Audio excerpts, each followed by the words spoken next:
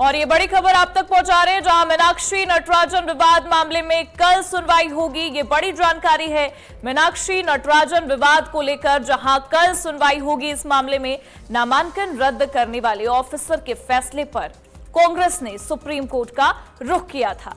दरअसल मीनाक्षी नटराजन का नामांकन 9 जून को रिटर्निंग ऑफिसर और मध्य प्रदेश विधानसभा के प्रमुख सचिव अरविंद शर्मा ने खारिज कर दिया था। ये फैसला भाजपा नेताओं, जिनमें राज्यसभा उम्मीदवार महेश केवट और पार्टी के प्रदेश महामंत्री राहुल कोठारी शामिल हैं, अब उनके द्वारा उठाई गई थी। आपत्तियों के बाद ये लिया गया। इस मामले में भाजपा का यह भी आरोप है कि मीनाक्षी नटराजन ने अपने चुनावी शपथ पत्र में हैदराबाद की एक अदालत में लंबित मामले की जानकारी नहीं दी। तो देखिए, अब इस पूरे मामले के तहत कल सुनवाई होगी। कांग्रेस ने रुख किया था सुप्रीम कोर्ट का नामांकन रद्द करने वाले फैसले पर, और ये जानकारी सामने आ रही है कि कल इस पूरे मामले को लेकर, मीनाक्षी नटराजन विवाद को लेकर सुनवाई होनी है।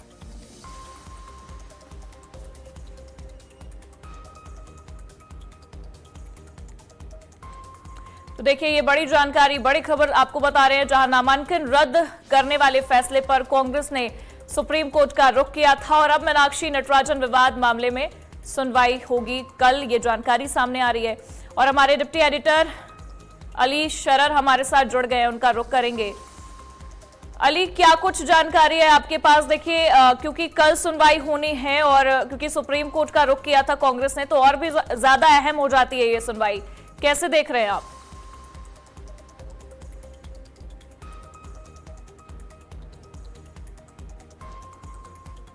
11 जून में इस पूरे नामांकन प्रक्रिया का जो फॉर्म था, फॉर्म 26, उसको पूरी तरह से खारिज कर दिया गया था, सिर्फ इस बात को लेकर कि मीनाक्षी नटराजन के खिलाफ एक नोटिस जो कि तेलंगाना हैदराबाद में कोर्ट ने भेजा था, हालांकि उन्होंने उसका जवाब भी दे दिया। और इसी बात को देखते हुए कि आपने वो बात छुपाई इस पूरे, क्योंकि जब भी कोई विधानसभा सांसद या राज्यसभा का कोई भी नामांकन प्रक्रिया का फॉर्म भरा जाता है, उसमें तमाम बातें मेंशन की जाती हैं, लेकिन मीनाक्षी की तरफ से बात मेंशन नहीं की गई थी। इसी बात का मुद्दा बनाते हुए बीजेपी ने इनका नामांकन जो फॉर्म था उसको खारिज कर दिया था, जिसका रुख इन्होंने सुप्रीम कोर्ट का किया। आज सुप्रीम कोर्ट में सुनवाई के दौरान न्यायाधीश ने दोनों पक्ष सुनते हुए फैसला सुरक्षित रख लिया है, और अब कल फैसला सुनाया जाएगा, क्योंकि मीनाक्षी की तरफ से ये प्रगति बात कही गई थी कि आने वाले 18 जून को राज्यसभा का चुनाव है, और इसी के मद्देनजर जल्द से जल्द सुनवाई की जाए।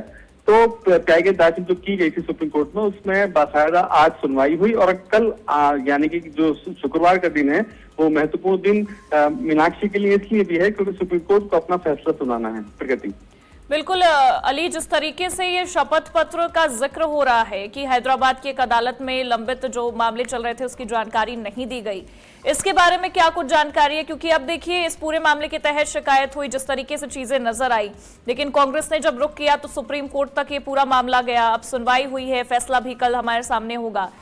ये क्या कुछ मामला, एक बार आप दर्शकों को समझा दीजिए किस तरीके से चीजें सामने आई थी।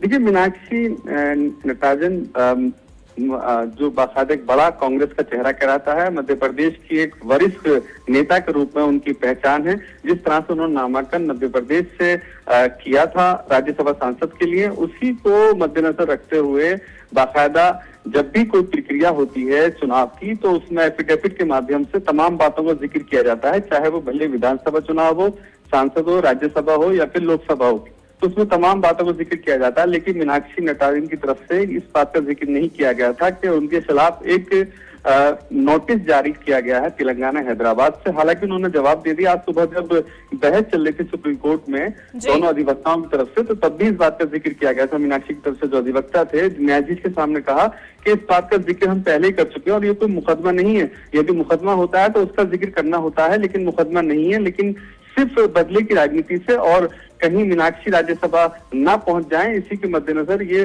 फॉर्म उनका खारिज किया है। उनका जो नामांकन प्रक्रिया थी उसको पूरी तरह से रद्द किया गया है। इसी के मद्देनजर अब सुप्रीम कोर्ट का रुख किया है।